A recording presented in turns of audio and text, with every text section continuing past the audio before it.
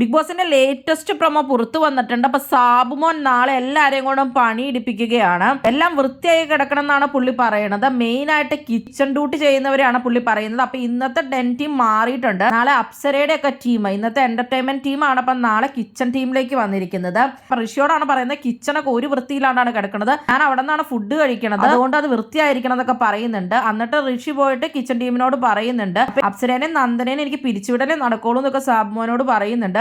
അപ്പൊ സാബു പറയുന്നുണ്ട് അത് എന്നെ ബാധിക്കുന്ന കാര്യമൊന്നും അല്ല എന്നുള്ളത്. അത് കഴിഞ്ഞിട്ട് ഋഷി അപ്സരോടും നന്ദനോടൊക്കെ പറയുമ്പോൾ അപ്സര ഭയങ്കര ചിരിച്ചോണ്ടൊക്കെ നിൽക്കുവാണ്.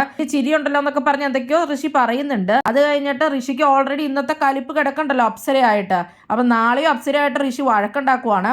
അപ്സരയായിട്ട് മാറിപ്പോയി ഇരിക്കുകയൊക്കെ ചെയ്യേണ്ട. ചിലപ്പോൾ അപ്സരേനെ ജോലിയിൽ നിന്ന് പിരിച്ചു വിട്ടിട്ടുണ്ടാവും. നാളെയും അപ്പൊ അപ്സരയും ഋഷിയുടെയും വഴക്ക് തന്നെയാണ് കാണാൻ സാധിക്കുന്നത്. ജാസ്മിൻ റോബോട്ടൊക്കെ ആയിട്ടാണ് നാളെ വരുന്നത്. അങ്ങനെ എല്ലാ ടീമുകളും മാറിയിട്ടുണ്ട് നാളത്തേക്ക്.